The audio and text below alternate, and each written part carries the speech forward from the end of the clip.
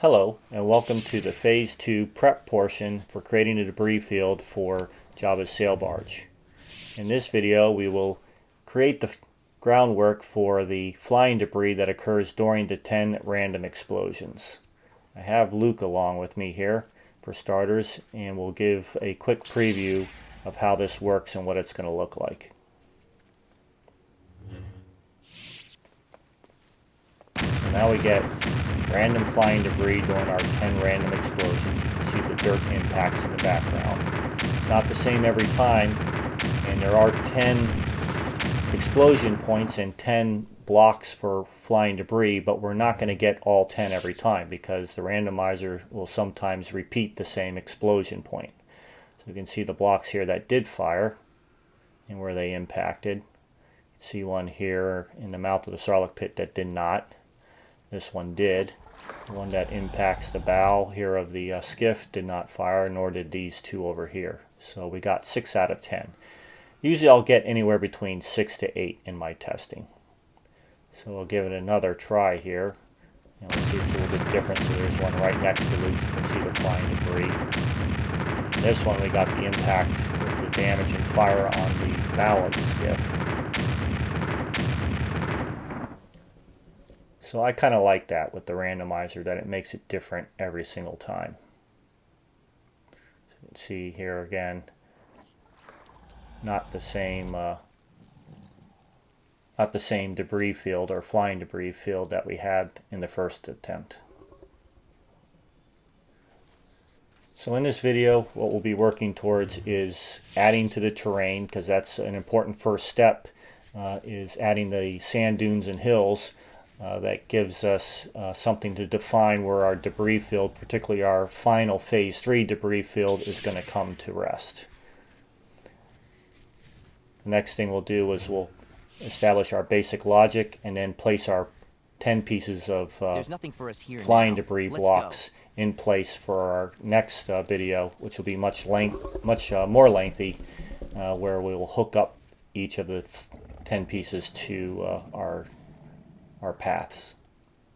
So this was our starting block here with our start pad, and I've added terrain around the edges of it. So I've used these large flat terrain blocks, and I've put 3 along the side here. I've placed 1 in the middle and 3 along this side, which gets us back to our original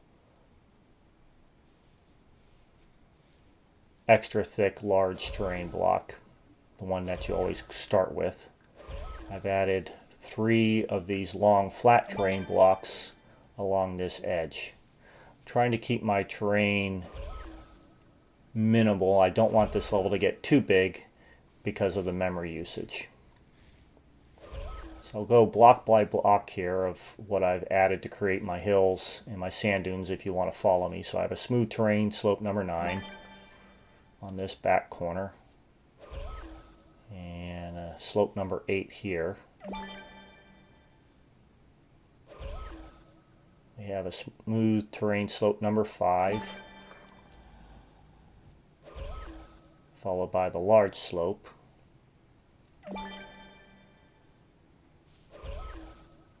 And another terrain slope number 9. And a terrain slope number 10. Let's see how that's oriented. This is also a terrain slope number 10, oriented the opposite direction. Create the canyon on the inside of the toy box. We have this corner piece here, terrain slope number 1. From the Agrabah set, under building sets group number 6, I had the large sand dune, and I styled it to the Tatooine sand. Next we have a corner hill, large corner hill, followed by the terrain gap. And another terrain gap just turned around the other way. We have a large corner hill. And another one turned around 90 degrees to it on the other side. That takes us past our starting pad and our skiff. And here's another large corner hill, followed by a smooth terrain slope number 8 to finish that cliff side. Next row.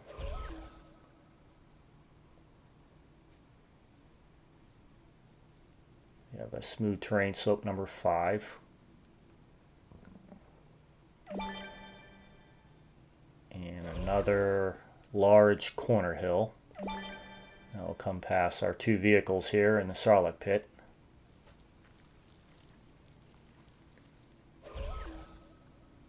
And this is another large corner hill. And another one rotated 90 degrees to it.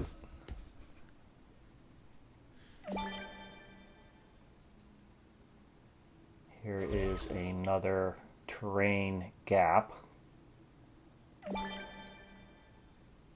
followed by a large corner hill. Now we'll come back past the terrain block that passes the sail barge. I have a second large sand dune,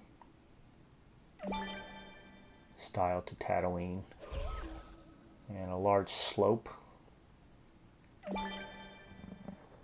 Alright, our next row here, another terrain gap.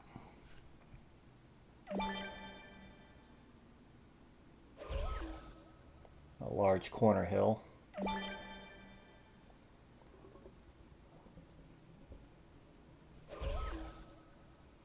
Second large corner hill. And this one's rotated around 90 degrees to complete that dune corner. And another large corner hill. That will slope up a little bit higher. And we have this smooth terrain slope number 5. And our last row, this is also a slope number 5, but rotated 90 degrees to match the high peak of that sand dune. We have a terrain gap.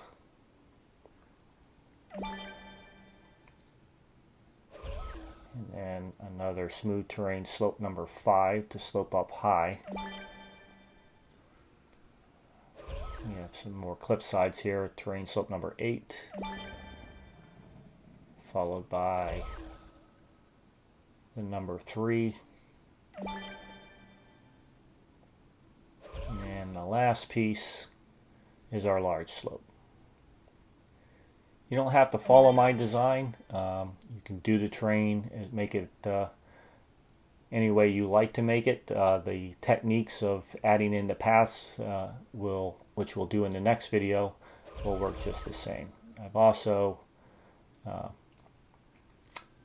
down here to our logic. So these are our 10 effects generators that are set to the randomizer and the repeater to fire the random explosions. So we need to know which locators these are connected to. So this is my random effects generator number 1, and you see we've placed 4 locators along the upper left, 4 locators along the lower left. As I find it here, there's 1 and there's 3 more underneath each of the upper ones. So that's a total of 8 locators. And then we have another 4 here on the upper right and 4 on the lower right. So get out a piece of paper and a pencil if you don't know where your random locators are connected to, and write these down. So let's make our sail barge disappear so we can see it more easily. So this is my effects generator that is random, set to random trigger number 1, and it's connected to this locator, which I'm calling upper right number 2. So I wrote that down on a piece of paper, upper right number 2, UR2, and I called that trigger 1. If you're not sure, go to your properties here, and random trigger 1, you can see that is for that effects generator. So I'm going to show you one more, and you'll need to do this for all 10 of them because we want our exit point for our debris to be where the explosion is taking place. So this is my effects generator connected to my random trigger number 2. So I need to find that locator. So you can see there, lower left, number 3. It's going to come down here and check your randomizer, just if you didn't remember which was which, and you can see this is my random trigger number 2. So on my paper, move it over to show it a little bit more clearly here. On my paper I wrote lower left 3, or LL3, and that's random trigger number 2. So I did this for all 10 of these effects generators because I need to know where the exit points are going to be for each of the 10 pieces of debris so I can properly lay in the path, which we'll do in the next video. So I have my odds on that row, and on this row are all my evens. So 1, 3, 5, 7, 9, and then 2, 4, 6, 8, 10. So I went and labeled each of those, all 10 of them. Go ahead and reset here.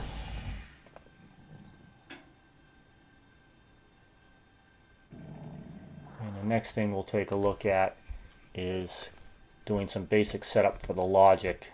I have that set up before we start building our paths and connecting our blocks to them.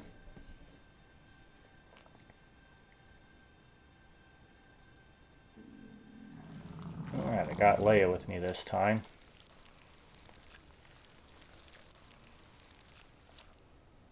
So let's head back underground to our logic here, and we're going to add in our logic gates. We're going to hook them up. So we're going to need one logic gate for each of these 10 effects generators for the random explosions. So that's my 1, 3, 5, 7, and 9, and that's my 10, 8, 6, 4, and 2. And I'm going to place one more so that we can reset all of our random flying debris when we replay the level.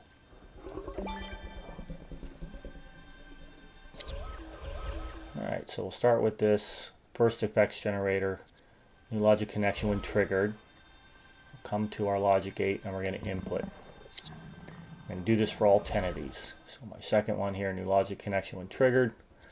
I'm going to input to its logic gate.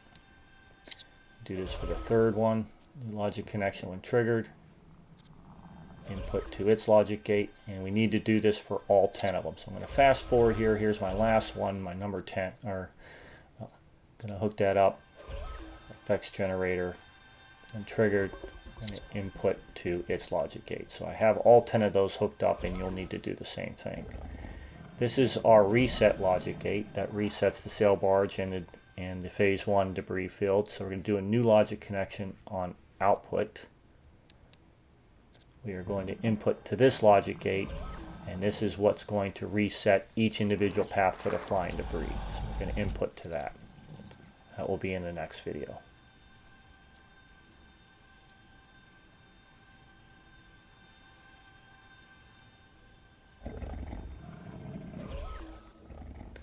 Alright, as you can see now, we've placed our blocks. I'm using these small wedge blocks, my idea being here that these are smaller pieces of debris that are flying before we have our final explosion. So this is my random trigger number 1 here at right upper number 2, and I've used a ramp block. This is my random trigger number 2 at lower left number 3. And I'm placing these in about the approximate place where I want to have my path for the exit point where the explosions are taking place. You can see that I used that wedge block. This is my random trigger number 3, and it's at lower left number 4, and I've used a ramp block again. And this is my random trigger number 4. It's at upper left number 1, and it's a balcony block. feel free to use any blocks you like. You don't have to follow me.